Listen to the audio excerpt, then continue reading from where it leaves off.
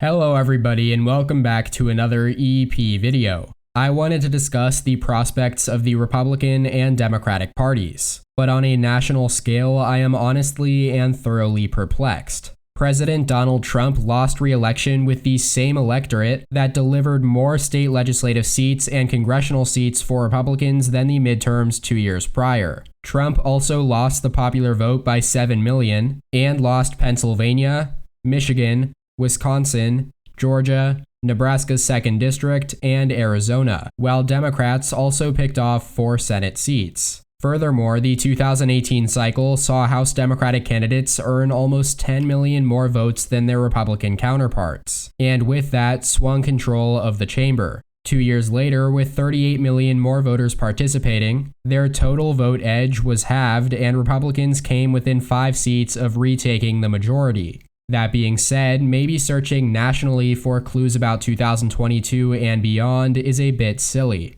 So instead, let's zoom in to arguably the most important state in modern presidential elections, Pennsylvania. Surely there is a clear edge for the Democratic Party, right? After all, President Trump lost the state by just under 81,000 votes, a big swing from his 40,000 vote win in 2016. But the Democratic Party's registered voter edge in the state has collapsed, cut in half from a high of roughly 1.23 million in November of 2008 to just 614,000 as of last week. Now surely that is a great hidden sign for the Republican Party, and if it continues then surely they will finish ahead. But the population growth in Pennsylvania is occurring mainly in counties that voted for Biden like Chester and Montgomery, and they are usually more racially diverse like suburban Philadelphia. That correlates with Biden's strong performance, so surely it's Democrats who are in the driver's seat.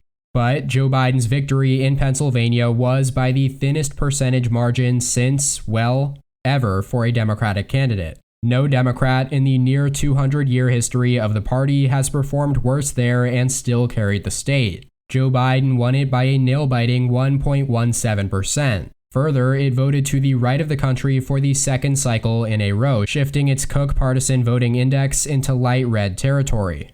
So that underlying redness must surely be a good sign for the Republicans. But then again, the Republicans failed to pick up any low-hanging congressional seats, losing the competitive 7th, 8th, and 17th districts. The Democrats made their stand in those seats and held on to their own. But once again, the Democratic incumbents won re-election by just 2.2 to 3.8%, margins half as thin as the most endangered Republican. They are more exposed, so surely Republicans should benefit. But the boundaries will likely change in redistricting, and the governor and state Supreme Court are going to be a formidable check on the Republican legislature's intentions. And therefore, Republicans won't be able to rely on creative boundaries to bounce back after the census. But congressional Republican candidates improved on their overall vote share. 2 years and almost 2 million more voters participating, they went from a 500,000 vote deficit in 2018 to winning the total statewide vote by 85,000.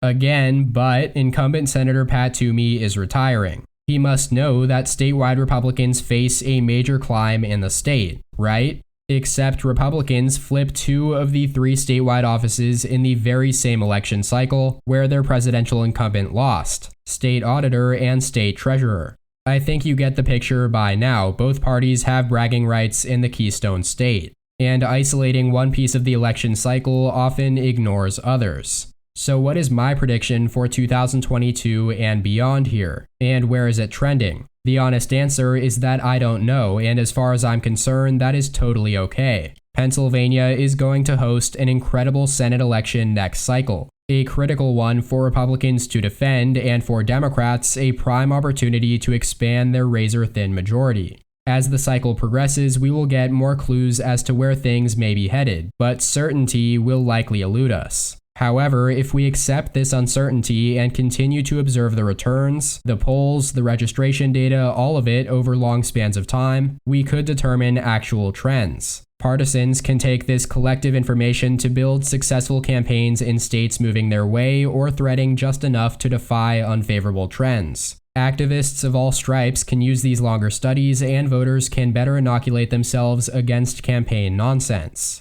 And for the rest of us, we gain a deeper understanding of our ever-changing electorate. That is all for today's video. I hope you all enjoyed. Please make sure to follow my personal Instagram and EP Official on all social medias shown on screen and linked in the description down below. Also, make sure to comment your thoughts and opinions in the comment section, and please hit the like button if you like the video as well. Subscribe if you haven't already. Thank you all so much for watching. Check out more content from my channel here, and as always, tune in next time. EP out.